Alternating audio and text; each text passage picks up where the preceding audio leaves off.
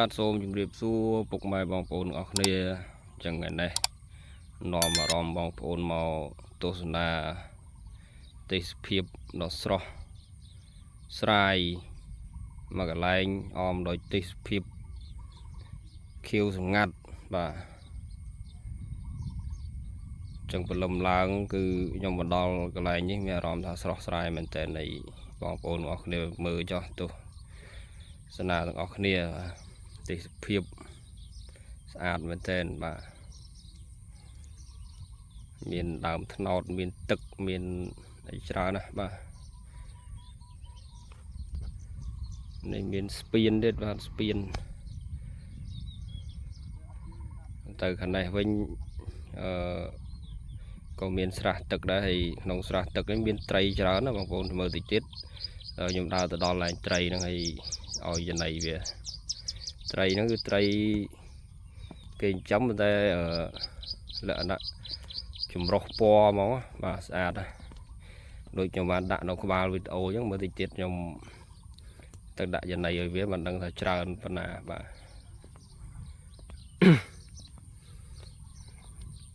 ស្អាតដែរបងប្អូនស្អាតដែរនេះក៏ឃើញក៏មានអារម្មណ៍ថា fresh ស្រស់ស្រាយមែនតើបាទ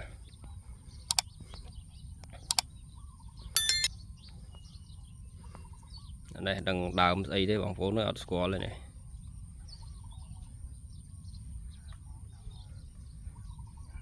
ផ្ការបស់វាបាទ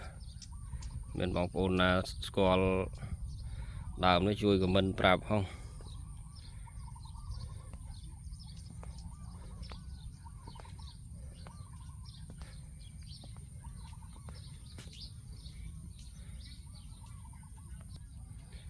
ខាងនេះទៀតក៏មានផ្កាដែរបងប្អូនស្អាតដែរចឹងព្រលឹមឡើងគឺទឹមភ្លៀងហើយដែរដល់ពេលភ្លៀងចឹងទៅវារុក្ខជាតិរបស់យើងវាកាន់តែខៀវលាស់ល្អទៀត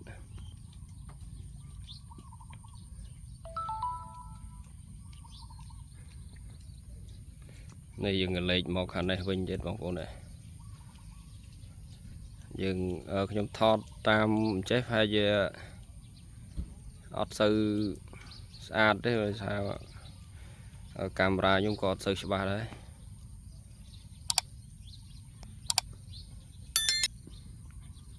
តោះឥឡូវយើងទៅមើលកន្លែងត្រីទាំងអស់គ្នាបាទ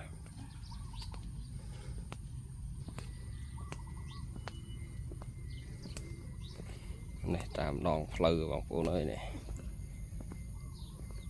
ខៀវសម្ងាត់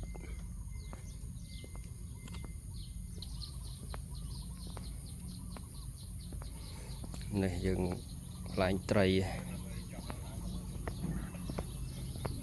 មានទូកមួយទៀតបងប្អូននេះ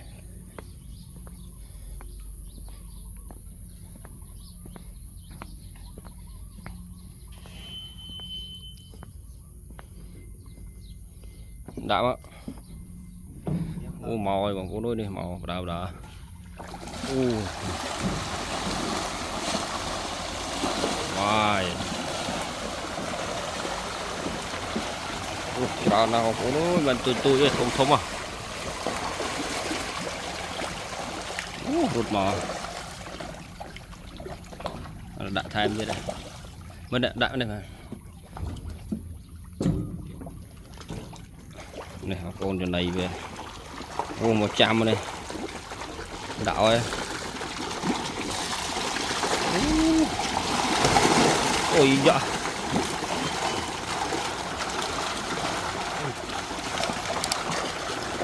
នេះមើលទៀតទួយបងប្អូនơiនេះមួយចូលកន្លះគីឡូ1គីឡូហ្នឹង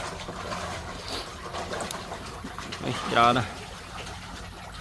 ឥឡូវពុកថែមឲ្យវាមកការទឹកទៀតចំណៃទីលឿនដល់មកការទឹកអត់បានកន្លះនាទីនេះថែមមួយទៀតហើយបងប្អូននេះអូជួយ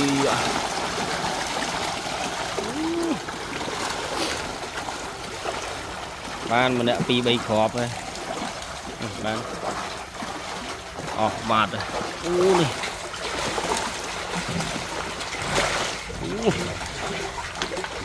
tôi về bán xi đây ở thiên châu màu kia tôi chưa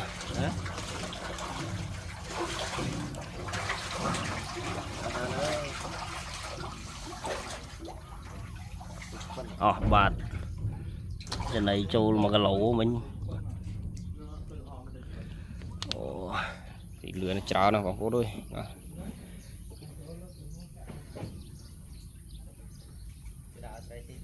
bà xong mà con nó cái này bàn tốt là video vào nhóm bạn